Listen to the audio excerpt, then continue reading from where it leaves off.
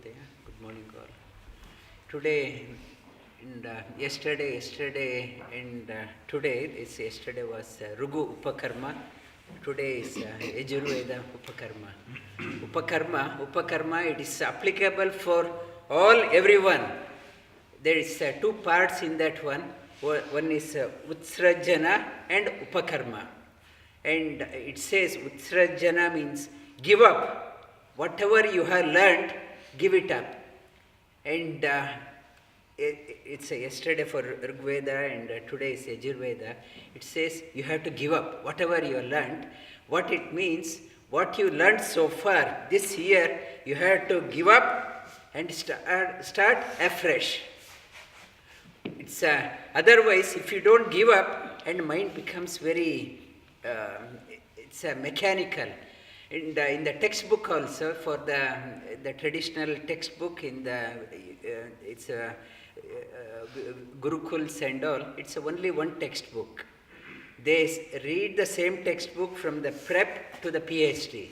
It's the same thing they read, and you have to give up, and this year you are learning from the new dimension. It is not the same dimension you are seeing. This year, Utsrajana and Upakarma, take on the new dimension. Wanting to learn the same thing, the same concept, yoga or Vedanta or higher studies from a new dimension. That is the significance of this one. It's for us seekers of the higher knowledge also, not to follow the same thing again and again. I want to learn from a new dimension. There is a new dimension. For that, I have to be very creative. Then the learning becomes very joyful. And today also it's called as Raksha Bandhan, Shravana. It's a month of Shravana, full moon. It is Raksha Bandhan. It's mainly a social thing. It's concerning we have to look after each other. When we have to support each other. It's support each other, that community support, some community bonding. For community bonding, Raksha Bandhan is there.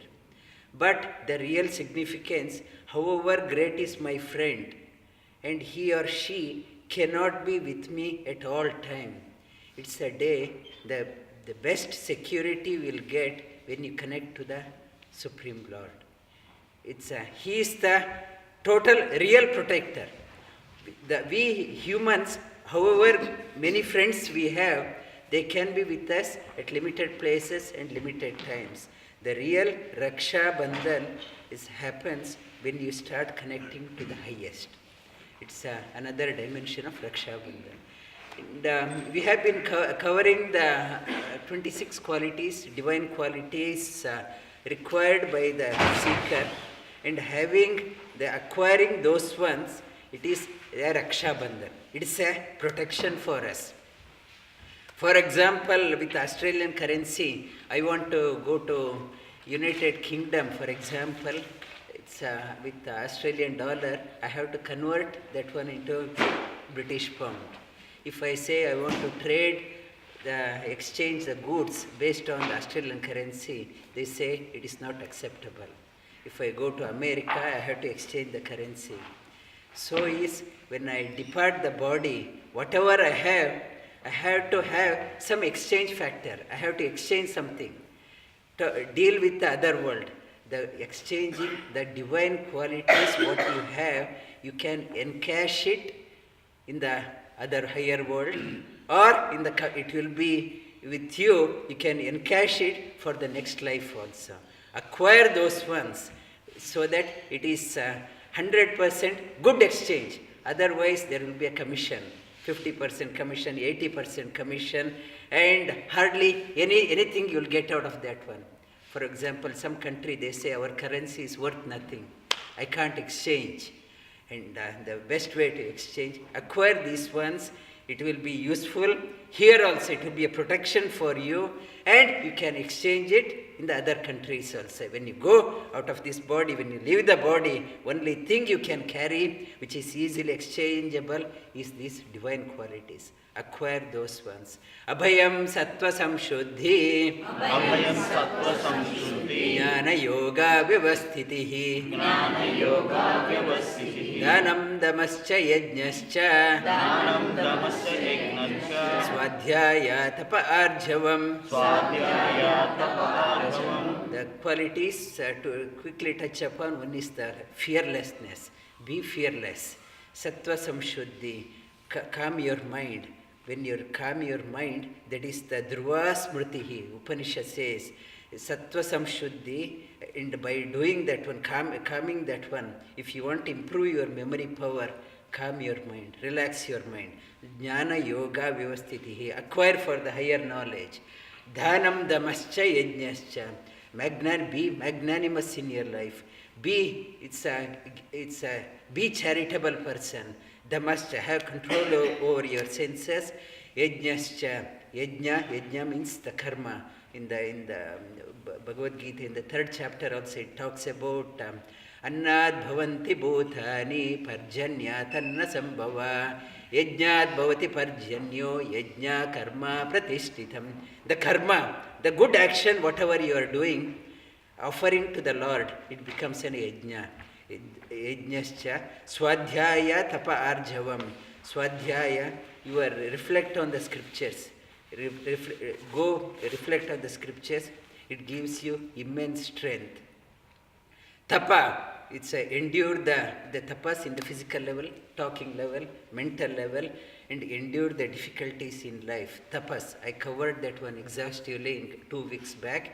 And arjavam, straightforwardness in our dealing. And then next, the 11th one, we touched upon the 11th one last week.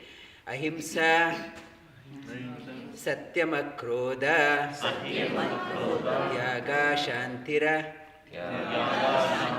Apaishunam, Daya bhuteshu, Aloluptvam, Mardavam, Dhirachapalam.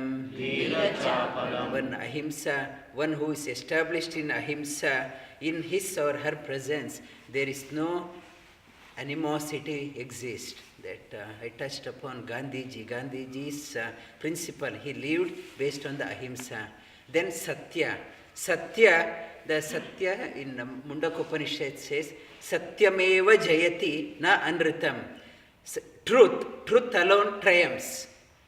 And I may take shortcuts in my life, seem to be winning, but at end result, that person will fail. The truth alone is the triumphs. Satya means truth. And the Satya, in the one who is established in Satya, and Patanjali says, Satya pratishtayam, then Kriya palashriyam. One who is established in Satya, in his or her presence, whatever he or she says, Kriya palashriyam, that happens. To give an example, that it is called as Karna Parampara in Tulsidas, a great poet, great composer, great devotee of Lord Rama, who composed Tulsi Ramacharita-manas. And he had, it is Karna Parampara means it has come from one mouth to another ear, one ear to another ear. It has come, that message has come from through the generation. This he had a maid servant, and she did not have any children even after marrying for 10 years. She showed her horoscope to an astrologer. Astrologer looked at her horoscope and said, because of, according to your horoscope, you won't have any children for next 7 lives. And she got very saddened, and she approached her master, Tulsidas ji.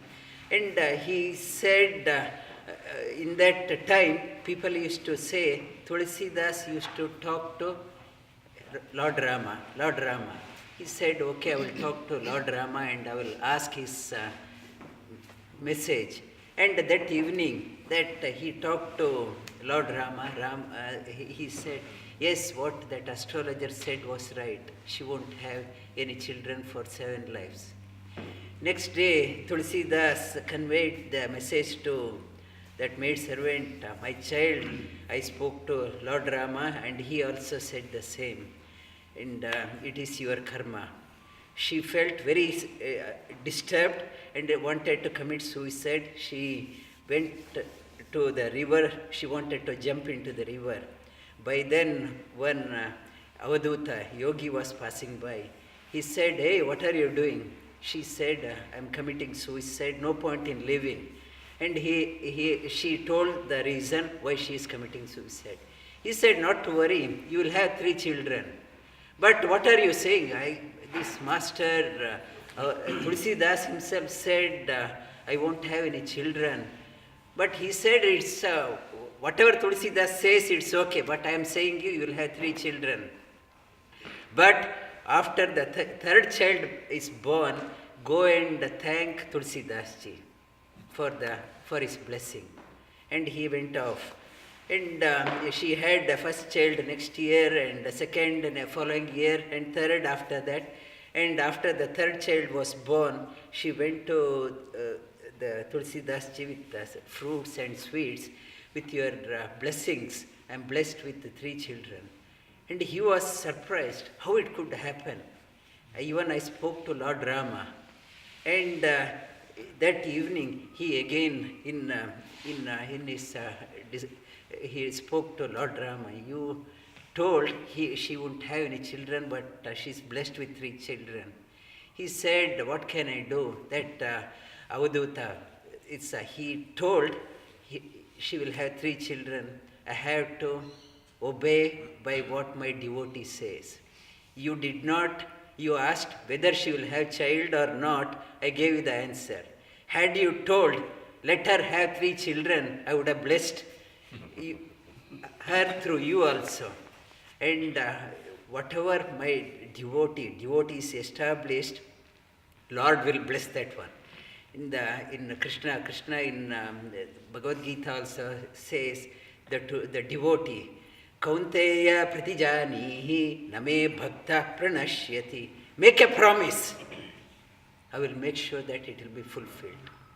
It may be against your horoscope or whatever, but if the devotee makes a promise, it is my obligation to make it a right one. It says in the Bhishmacharya, in the Mahabharata, Duryodhana and Arjuna went to Sri Krishna. They wanted his support for the war. And Arjuna opted for Krishna alone. Krishna said, I will come alone, but with no weapon. Or I will send all my troops, millions. Which one you wanted? Duryodhana wanted the troops. Krishna is only person. One person, it's okay. But Arjuna wanted only one person, even without the weapon. And Duryodhana went and reported to his grandfather Bhishmacharya. Bhishmacharya was annoyed. Oh fool, what did you? You took the wrong option. And though Krishna said he won't take up the weapon, I will make a promise, Krishna will take the weapon. In the war front, Krishna was a charioteer, and Bhishmacharya started shooting the arrows at Krishna. And Sri Krishna got off and took up the weapon, holding the weapon. At that time, Bhishmacharya came and fell at the Krishna's feet. How great you are! To make my promise true, you took up the weapon. How great you are! And he could not contain himself. The Lord's greatness is he will make sure the devotee, one who is submitted to the Lord, his or her promise, he will make it fulfilled. And for that one, to have that siddhi, Satya, one to establish, one has to do the tapas, acquire the divine qualities. When it happens, that quality, that divine quality protects the whatever he or she utters, it will come true. And if you come across that type of great people, it's a great blessing. It is a great protection for us. That is the real Raksha Bandhana. When we have that type of people around us, it is the real Raksha Bandhana, real protection for us. We have covered 12 qualities. We will touch upon another 14 qualities in the coming weeks. Lie down on your back.